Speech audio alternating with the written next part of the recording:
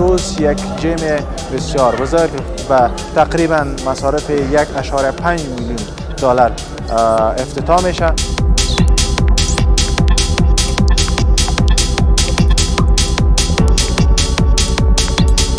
زموږ هیواد هم ماشاءالله تکړه ځوانان لري او تکړه کادرونه لري، خو زما هدف دا ده چې په سخته کې باید د دې هیواد په درد وخورو او په سخته کې باید ورسره ودرېږو. لکه نن چې تاسو ګورئ دا موږ او تاسو پانګوال دلته پانګونه کوي، دا ګوره ډېر اسانه کار نه دی، ځکه په دغسې یو حالت کې چې ته راځې پانګونه کوي یو قرباني غواړي، یو ریسک غواړي.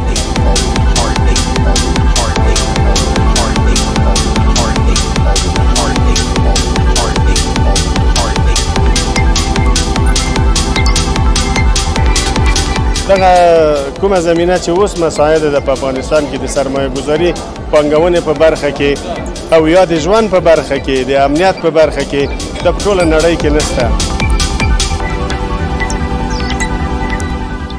دا رقم پانګونه په افغانستان کې خصوصا ستاسو برخه د ورزشي ډګر ده. ورزشي ډګر کې څنګه ارزوي په دې سطح باندې په دې ښایست باندې څنګه ارزوي؟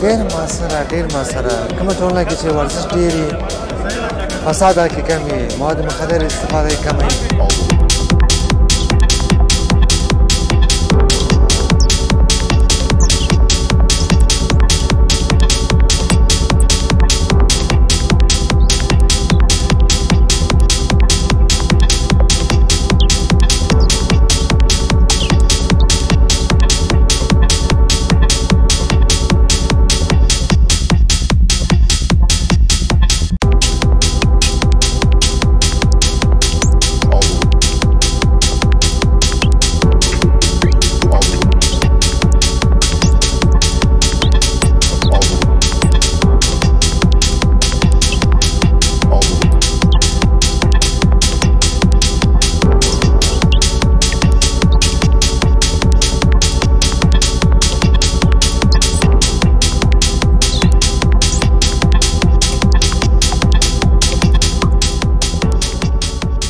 سلام علیکم دوستانو، ستړي مسئ. په نادري چینل ته ښه راغلاست. خدای دې کې ټول جوړ روغ او صحتمند اوسئ.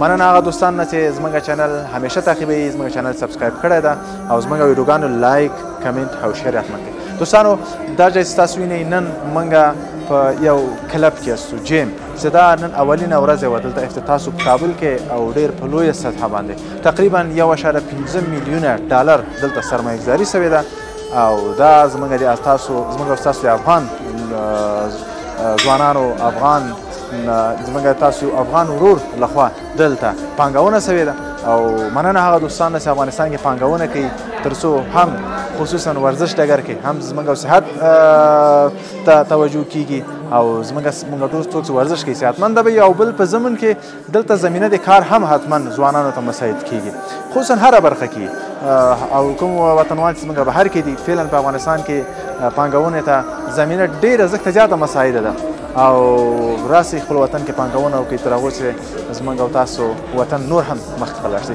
دیگه از تاسو برنامه لرم لمن سر اوسید. دوست عزیز تشکر از شما که با ما هستین. امروز یک جیم بسیار بزرگ و تقریبا مصارف 1.5 میلیون دلار افتتاح میشه و ما اینجا برای شما گزارش دادیم. چنل فواد نادری سابسکرایب کنین و برنامه ما را حتما تعقیب کنین. تشکر از شما.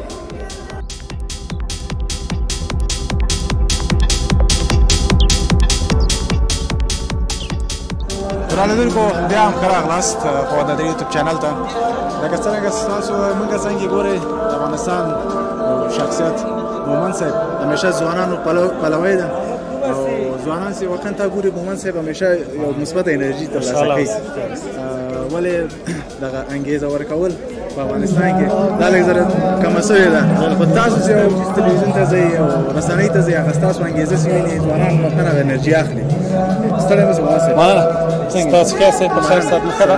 خدای دې خوشحاله لرو. مومند صاحب لکه څرنګه داسې د وروستیو کې موږ وینو افغانستان کې ډېر نوښتونه راځي، خصوصا زیاتره سرمایه ګذاري کېږي د ځوانانو طرف نه. دا څنګه ارزوي داسې څه؟ بلکل لومړی خو دا باید ووایم چې په هر هېواد کې که تاسو وګورئ سختې ورځې راځي او تحولات راځي، فقر راځي، هر څه راځي، خو د هغه هېواد هغه وګړي دي چې همت کوي، اراده کوي تر څو هغه خپل هېواد آباده کړي.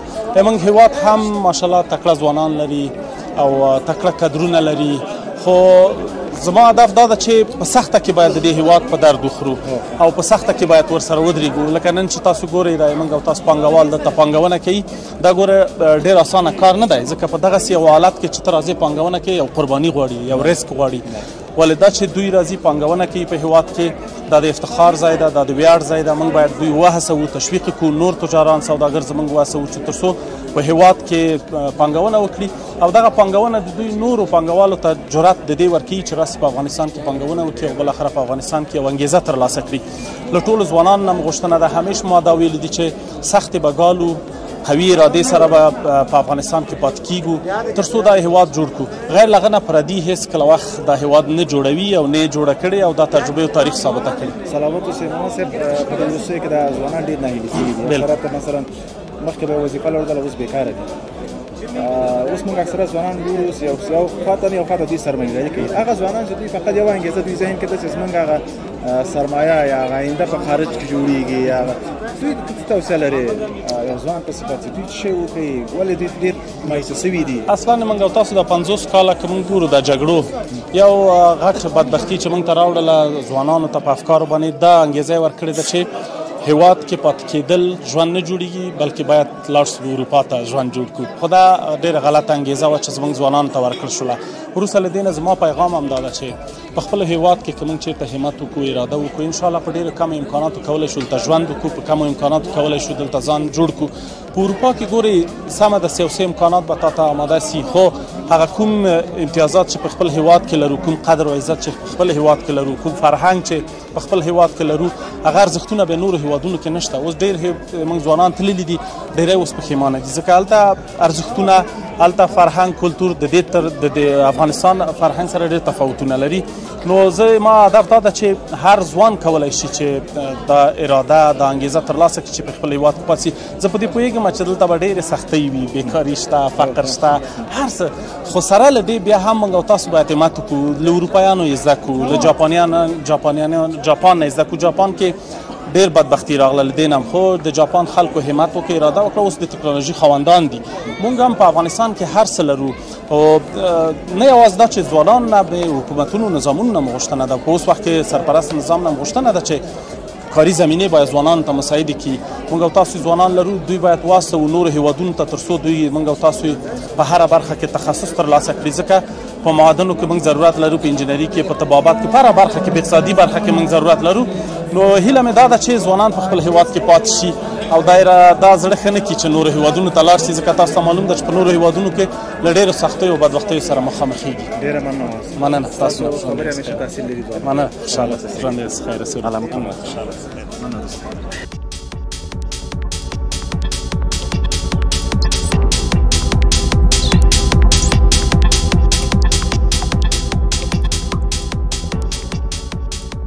دوستانو بیا هم ښه راغلاست په دې چینل ته.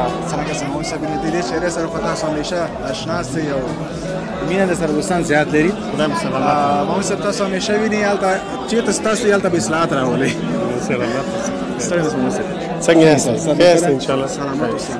نن څنګه شو چې دلته تاسو راغلئ؟ دا خو نن الحمدلله چې د ورزش په ډګر کې د کابل ښار لپاره یوه لویه لاسته راوړنه وه. دلته یو ملي تاجر ښه پانګونه کړې ده، تقریبا د دوی د راپور د راکولو په اساس باندې $1.5 میلیون دلته دوی په مصرف رسولي دي، او یقینا چې دا یوه لویه لاسته راوړنه ده د کابل ښاریانو لپاره، د ځوانانو لپاره. لکه څنګه چې د ورزش د ډګر کوم متخصصین دلته راغلي وو، هغوی په خپله هم دا تایید کړه چې تر اوسه پورې دغسې پانګونه د ورزش په ډګر کې چا نه ده کړې، او دا یوازینی مرکز ده انشاءالله. سلامت اوسئ. هغه پانګوال چې بهر کې دي هغوی ته تاسو ویل لرئ چې مثلا دلته خو موږ وینو که نه هېڅ مشکل نشته، ورځ په ورځ پانګونه په افغانستان کې زیاتېږي، آبادیانې زیاتېږي، تاسو هغوی ته څه وینا لرئ چې داسې خپله وطن؟ نو هغوی خو خبر دي په هر څه باندې، پانګوال هم خبر دي، عام هېوادوال هم خبر دي. نو دغه کومه زمینه چې اوس مساعده ده په افغانستان کې د سرمایه ګذاري پانګونې په برخه کې او یا د ژوند په برخه کې، د امنیت په برخه کې، دا په ټوله نړۍ کې نشته. نو هغوی نه هم غوښتنه دا ده که کوچنۍ پانګونه کوي، که لویه پانګونه کوي، باید خپل هېواد ته راسي.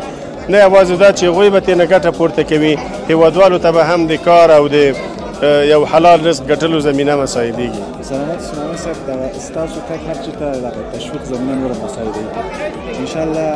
بس کوم ځوانان چې پانګونه کوي یو چې امارات کې موږ زیاتره وینو هغه وړوکی غټ پکې معلومه ده. همیشه زموږ ځوانان همیشه زموږ پانګوال هر هر څه کې دوی تشویق کوي. ستاسو تشویق موږ همیشه زره ډېره مننه. خدای مو سلامت لره. قدرمن اوسئ. په خیر. ډېره مننه.